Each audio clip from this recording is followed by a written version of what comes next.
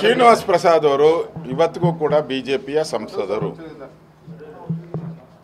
ಸಿದ್ದರಾಮಯ್ಯನವರು ಶ್ರೀನಿವಾಸ್ ಪ್ರಸಾದ್ ಮನೆಗೆ ಹೋಗಿದ್ದಾರೆ ಅಂತ ಹೇಳಿದ್ರೆ ಬೀದಿಗಳಲ್ಲಿ ಶ್ರೀನಿವಾಸ್ ಪ್ರಸಾದ್ ಮತ್ತು ಸಿದ್ದರಾಮಯ್ಯನವರು ಕೆಟ್ಟ ಪದಗಳಲ್ಲಿ ಒಬ್ಬರನ್ನೊಬ್ಬರು ಬೈದಾಡ್ಕೊಂಡಿದ್ದಾರೆ.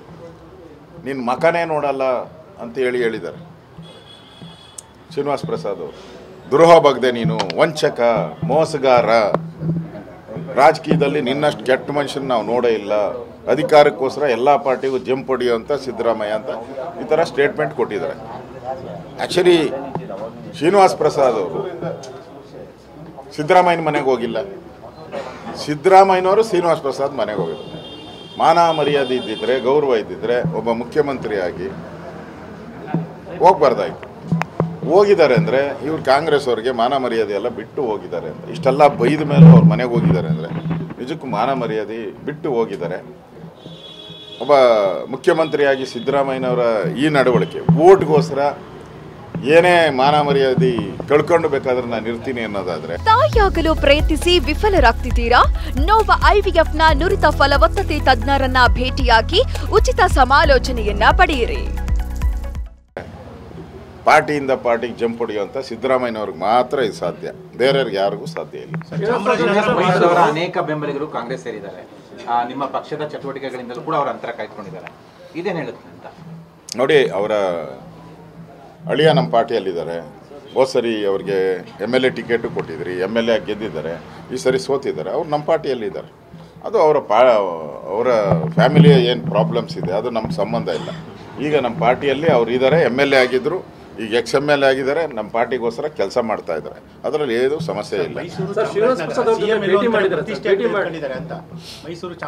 ತಗೊಳ್ಳೇಬೇಕು. ಸಿದ್ದರಾಮಯ್ಯನವರು ಹುಟ್ಟೂರು, ಅದಕ್ಕೋಸ್ಕರ ಮೈಸೂರು ಮಹಾರಾಜರು ನಿಂತಿರೋದ್ರಿಂದ ಅವ್ರಿಗೆ ತಲೆ ಕೆಟ್ಟೋಗ್ಬಿಟ್ಟಿದೆ. ಸೋಲಿನ ಭೀತಿಯಿಂದ ಈ ಥರದ ಇಲ್ಲ. ಸೋಲು ಅವ್ರು ಗೆಲ್ಲುವಂಥ ಕಾನ್ಫಿಡೆನ್ಸ್ ಇದ್ದಿದ್ರೆ ಅವ್ರು ಶ್ರೀನಿವಾಸ್ ಪ್ರಸಾದ್ ಮನೆಗೆ ಯಾಕೆ ಹೋಗ್ತಾಯಿದ್ರು?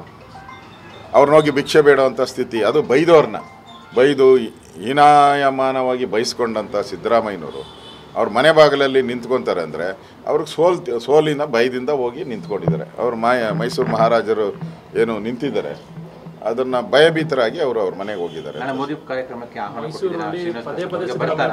ಅಲ್ಲ, ಅಲ್ಲಿ ನಮ್ಮ ಜಿಲ್ಲಾಧ್ಯಕ್ಷರು ಮಾತಾಡಿರ್ಬೇಕು. ನಾನು ಅವ್ರ ಜೊತೆ ಮಾತಾಡ್ತೀನಿ. ನನಗಿನ್ನೂ ಮಾಹಿತಿ ಇಲ್ಲ ಅದ್ರ ಬಗ್ಗೆ. ಮೈಸೂರಲ್ಲಿ ಪದೇ ಸಿದ್ದರಾಮಯ್ಯ ಪ್ರಚಾರ ಮಾಡ್ತಿದ್ದಾರೆ ಸರ್. ಈ ಅಭ್ಯರ್ಥಿ ಗೆದ್ರೆ ನಾನೇ ಗೆದ್ದಂಗೆ ಅಂತ ಮಾತಾಡ್ತಿದ್ದಾರೆ ಸರ್. ಸಿದ್ದರಾಮಯ್ಯನವರೇ ಅಲ್ಲಿ ಸೋತಿದ್ದಾರಲ್ಲ ಮೈಸೂರಲ್ಲಿ.